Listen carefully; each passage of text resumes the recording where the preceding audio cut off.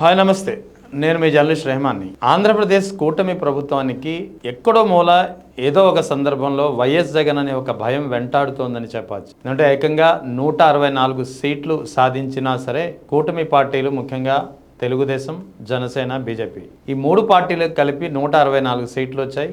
ప్రతిపక్షం వైఎస్ఆర్ కాంగ్రెస్ పార్టీ 2019తో పోలిస్తే 151 సీట్ల నుంచి ఏకంగా 11 సీట్లకు పడిపోయింది. అంటే పెద్ద ఎత్తున అసెంబ్లీలో మెజార్టీ కలిగి ఉంది.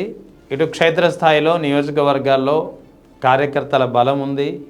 పెద్ద ఎత్తున ఎమ్మెల్యేలు ఉన్నారు, అందరూ ఉన్నారు. అయినా ఎక్కడో చోట ఏదో మూల 2029లో మళ్ళీ జగన్ వస్తాడు అనే ఒక భయం వెంటాడుతోంది. 2029లో మళ్ళీ జగన్ వస్తే తమ పరిస్థితి ఏంటనే ఒక ఆందోళన వెన్నాడుతోంది. దీనికి కారణాలు చాలా చెప్పుకోవచ్చు. ఎందుకంటే మెడికల్ కళాశాలల అంశాన్ని మనం ఉదాహరణగా చెప్పుకోవచ్చు.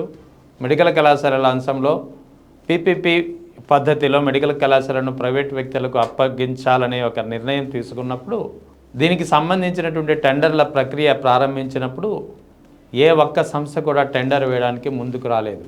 ఈ టెండర్ల ప్రక్రియ కంటే ముందు వైఎస్ జగన్ నిర్వహించినటువంటి ప్రెస్ మీట్లో ఒకవేళ ఎవరైనా టెండర్కు వచ్చినా సరే మేము అధికారంలోకి వస్తే ఆ టెండర్లు రద్దు చేస్తాం, అక్రమాలకు పాల్పడిన వారిని జైల్లో తోస్తాం. ఇది జగన్ ఇచ్చినటువంటి ఒక వార్నింగ్. ఈ వార్నింగ్ ఎంతలా పనిచేసిందంటే ఒక్క టెండర్ కూడా వేయడానికి ముందుకు రాలేదు. అంటే ఇక్కడ కూటమి ప్రభుత్వానికి 164 అసెంబ్లీ స్థానాలు ఉన్నా సరే వైఎస్ జగన్ చేసినటువంటి ఒకే ఒక్క వార్నింగ్ వీళ్ళని భయపెడుతోంది. 2029లో తిరిగి జగన్ అధికారంలోకి వస్తే తమ పరిస్థితి ఏంటి అనే ఒక భయం వెంటాడుతోంది. అందుకే అసెంబ్లీ సమావేశాల సందర్భంగా అసెంబ్లీ కమిటీ హాల్లో తెలుగుదేశం, జనసేన, బీజేపీ ఎమ్మెల్యేలతో చంద్రబాబు నాయుడు, పవన్ కళ్యాణ్తో పాటు ఇతర బీజేపీ నేతలు కీలకమైన సమావేశం ఏర్పాటు చేశారు. తమ కార్యకర్తలకు పెద్ద ఎత్తున ఒక సూచనలు జారీ చేశారు. ఈ 20 నెలల కూటమి పాలనలో ముఖ్యంగా ఎక్కడా ఎటువంటి విభేదాలు లేవని చంద్రబాబు, పవన్ కళ్యాణ్ పదే పదే కార్యకర్తలకు, ముఖ్యంగా ఎమ్మెల్యేలకు చెప్పే ప్రయత్నం చేశారు.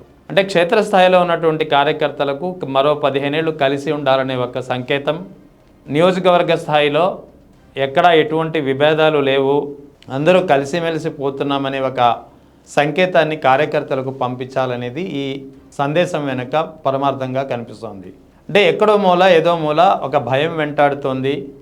ఎందుకంటే మరో 15 ఏళ్ళు కలిసి ఉండాలి, కలిసి ఉంటేనే మూడు పార్టీలు కూటమిగా ఉంటేనే 2029లో వైఎస్ జగన్ను నిలువరించగలం. ఏ విధంగా అయితే 2024లో నిలువరించగలిగామో అనేది ఒక ప్రధానమైనటువంటి ఒక అంశంగా కూటమి నేతలు పదే పదే చెప్పుకుంటున్నటువంటి పరిస్థితి. కానీ అన్నిసార్లు ఇదే పరిస్థితి ఉండకపోవచ్చు. మూడు పార్టీలు బలంగా ఉన్నా సరే ఒకవేళ ప్రజల్లో వ్యతిరేకత పెద్ద ఎత్తున పెళ్ళుబికితే మాత్రం పరిస్థితులు పూర్తిగా తారుమారయ్యే అవకాశాలు లేకపోలేదు. దీనికి ఉదాహరణ 2009 ఎన్నికలు. 2009 ఎన్నికల్లో వైఎస్ రాజశేఖర రెడ్డి రెండవసారి ముఖ్యమంత్రిగా వచ్చినటువంటి ఎన్నిక సందర్భంగా తెలుగుదేశం, టీఆర్ఎస్, వామపక్షాలు సిపిఐ, సిపిఎం మొత్తం 4 పార్టీలు కలిపి మహాకూటమిగా ఏర్పడ్డాయి. మరోవైపు కాంగ్రెస్ బరిలో ఉంది, ఇక మూడో వైపు ప్రజారాజ్యం.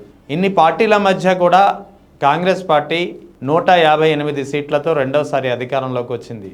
ప్రజారాజ్యం పార్టీ కారణంగా సీట్ల సంఖ్య తగ్గింది కాంగ్రెస్ పార్టీకి తప్ప, ప్రజారాజ్యం పార్టీ కారణంగా కూటమి యొక్క ఓటమి అయితే రాలేదు. సో అంటే ఇక్కడ 4 పార్టీలు కలిసి పోటీ చేసినా సరే 2009 ఎన్నికల్లో కాంగ్రెస్ పార్టీ రెండవసారి విజయం సాధించిందంటే వైఎస్ రాజశేఖర రెడ్డి చేసినటువంటి పథకాలు, వైఎస్ రాజశేఖర రెడ్డి ప్రజల అభివృద్ధి, ప్రజల సంక్షేమం కోసం ఏ విధంగా పాటుపడ్డారనేది ఒక అందరికీ తెలిసిన సత్యం ఇది. అందుకే ప్రతిసారి కూటమి అనేది ప్రతిసారి వర్కౌట్ కాదు. సో ఈ ఇంగితాన్ని, ఈ వాస్తవాన్ని బహుశా చంద్రబాబు నాయుడు, పవన్ కళ్యాణ్ కూడా గ్రహించినట్టున్నారు. అందుకే 2029లో వైఎస్ జగన్ వస్తే తమ పరిస్థితి ఏంటి, 2029లో జగన్ వస్తే ఏం జరుగుతుంది, 2029లో జగన్ రాకుండా ఉండాలంటే ఏం చేయాలి, ఇదే ఇప్పుడు కూటమి నేతలను వెన్నాడుతున్నటువంటి ప్రశ్నలు. అందుకే పదే పదే నియోజకవర్గ స్థాయి ఎమ్మెల్యేలతో కానీ, మంత్రులతో కానీ, ఇటు కార్యకర్తలతో కానీ కలిసి ఉండాలి, క్షేత్రస్థాయిలో ఏదైనా సమస్యలు ఉంటే అక్కడికక్కడే పరిష్కరించుకోవాలని చెప్పి ఒక సంకేతాలు ఇస్తున్నారు. మరోవైపు పార్టీకి దూరమైనటువంటి జనసేన రాష్ట్ర ప్రధాన కార్యదర్శి హోదాలో ఉన్నటువంటి బొలిశెట్టి సత్యనారాయణ వంటి నేతలు మాత్రం పదవుల పందేరం విషయంలో జనసేనకు అన్యాయం జరుగుతోంది, ముఖ్యంగా తమ అధినేత పవన్ కళ్యాణ్ ఈ విషయాన్ని పట్టించుకోవడం లేదు, ఇది ఇలాగే ఉంటే ఖచ్చితంగా 2029లో జగన్కు అధికారం కట్టబెట్టే పరిస్థితి ఉంటుందని ఆయన కూడా ఆందోళన వ్యక్తం చేశారంటే పరిస్థితి ఎలా ఉందో అర్థం చేసుకోవచ్చు. ఎందుకంటే వాస్తవానికి కూటమి ప్రభుత్వం ఏర్పడినప్పుడు 3 పార్టీల మధ్య 60-30-10 అనే ఒక రాజీ ఫార్ములా కుదిరింది.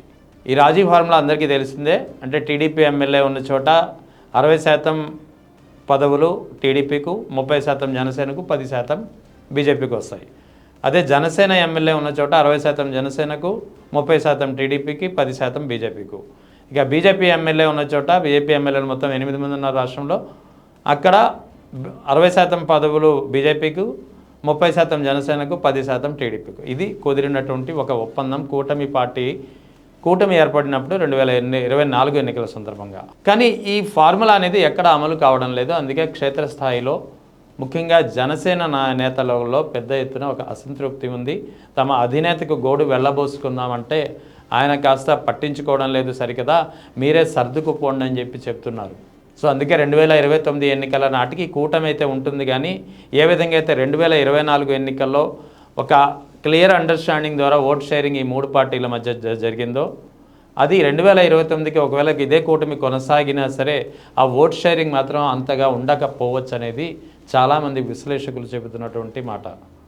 అందుకే ఇప్పుడు కూటమి నేతలకు, కూటమి ప్రభుత్వానికి, ముఖ్యంగా అందరికీ కాదు, కేవలం కూటమి ప్రభుత్వ నేతలుగా ఉన్నటువంటి, పార్టీ అధినేతలుగా ఉన్నటువంటి ముఖ్య నేతలు చంద్రబాబు నాయుడు, పవన్ కళ్యాణ్, నారా లోకేష్, ఈ ముగ్గురికి 2029లో జగన్ వస్తాడనే భయం ప్రతి ఒక్క కార్నర్ నుంచి వెంటాడుతోంది, భయపెడుతోంది.